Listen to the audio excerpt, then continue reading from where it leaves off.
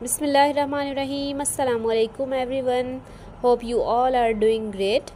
सो आज का जो हमारा टॉपिक है इस चैप्टर का 24 एवोल्यूशन का लास्ट टॉपिक हम डिस्कस करने जा रहे हैं। That is about endangered species. Endangered species क्या होती हैं? सबसे पहले अगर हम इसकी बात करें, it is imminent danger of extinction throughout its range. यानी कि इसमें क्या होता है, हमारे पास किसी भी स्पीशीज़ का जो है वो इंडेंजर होने का यानी फौरी उसके एक्सटिंक्ट होने का जो ख़तरा है वो क्या हो जाता है, बढ़ जाता है। Endangered species of plants recorded more than 500। अब जो है वो हमारे पास जो प्लांट्स हैं उसकी कितनी स्पीशीज़ रिकॉर्ड हुई हैं जो इंडेंजर्ड हैं, वो हैं 500। पाकिस्तान में अगर बात करें तो Indus dolphin, common leopard, great Indian bustard, houbara bustard, white headed duck, ये सब हमारे पास क्या हैं, इंडेंजर्ड स्पीशीज़ हैं। इसी तरह अगर हम बात करें थ्रेटेंड स्पीशीज़ की, वो कौन सी स्पीशीज़ होती हैं?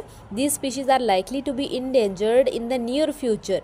यहाँ पे जो है वो फौरी इनके ख़त्म होने का ख़दशा होता है, लेकिन इनका जो है वो थ्रेटेंड स्पीशीज़ कौन सी होती हैं, जिनका आने वाले मुस्तकबिल में, ठीक है, यानी नियर फ्यूचर उनके इंडेंजर होने का ख़तरा होता है, ठीक है।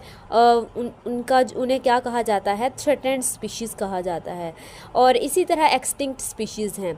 अगर हम इन तीनों की बात करें, endangered species, threatened species and extinct species, तो हमारे पास जो है वो मोस्टली शॉर्ट क्वेश्चंस आते हैं।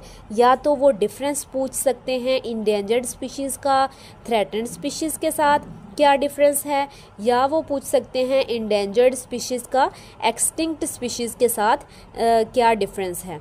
तो इंडेंजर्ड कौन सी होती हैं, जिनका फौरी हमारे पास क्या होता है, ख़त्म होने का ख़दशा होता है।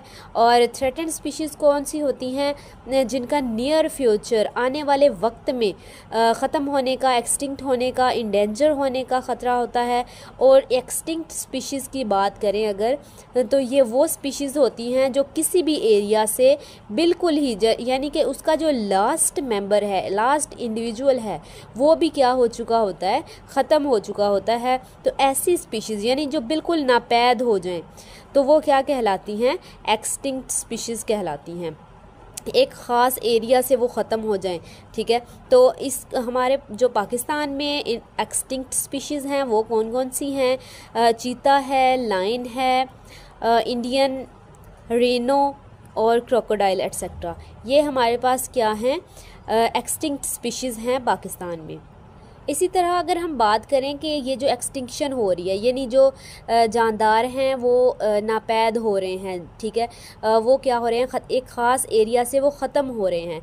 तो इसकी क्या क्या रीज़न्स हो सकती हैं, क्या काजेज़ हैं इसके?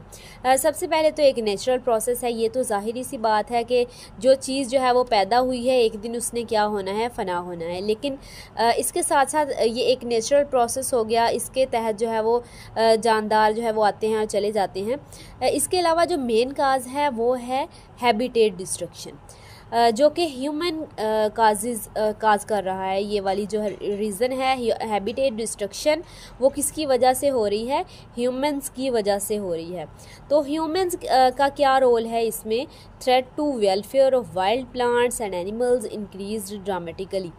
यहाँ पे क्या हो रहा है कि जो हैबिटेट है, यानी कि इंसान अपने फ़ायदे के लिए जगह को यूज़ कर रहा है, बहुत सारी जो है वो जैसे प्लांट्स होते हैं, फॉरेस्ट होते हैं, उसको यूज़ कर लेता है अपनी इरिगेशन के लिए, या वो जो है वो प्लांट्स उनको कट डाउन कर लिया जाता है, जितने भी ट्रीज़ होते हैं उनको काट लिया जाता है। तो इस तरह से उनका जो एनिमल्स है फॉरेस्ट में रहते हैं, उनका हैबिटेट जो है वो तबाह हो रहा है, और जो प्लांट्स हैं वो भी क्या हो रहे हैं, ख़राब हो रहे हैं वहाँ पे।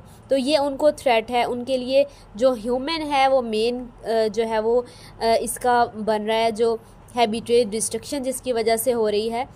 तो सबसे जो बड़ा रीज़न है वो हैबिटेट डिस्ट्रक्शन है।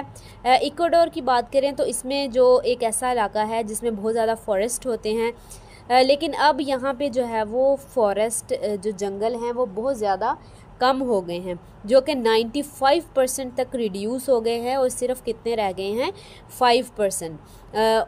तो ये जो है वो मेन रीज़न है। अदर हैबिटेट्स जैसे कि ग्रासलैंड है, मार्शेस हैं, दलदली इलाके हैं, डेजर्ट्स हैं, तो ये मार्श जैसे दलदली इलाके हैं ये भी इंसान के लिए क्या है फ़ायदा मंद नहीं है, इस वजह से वो क्या करते हैं इसको ख़त्म कर देते हैं। और कोरल रीफ्स हैं जो कि समंदर में हमने डिस्कस किया था बनते हैं। तो ये सारी चीज़ें जो है वो डिफरेंट हैबिटेट्स जो डिस्ट्रक्ट हो रहे हैं, तबाह हो रहे हैं इंसानी सरगर्मियों की वजह से, तो ये जो है वो एक्सटिंक्शन की मेन वजह बनते हैं। होप सो आप लोगों को लेक्चर क्लियर हो गया होगा। तीनों definitions, endangered species, threatened species और एक्सटिंक्ट स्पीशीज़ का होप सो आप लोगों को क्लियर हो गया होगा कॉन्सेप्ट, और ये शॉर्ट क्वेश्चंस में भी आते हैं। सो आप इनको जो है वो गो थ्रू ज़रूर कीजिएगा।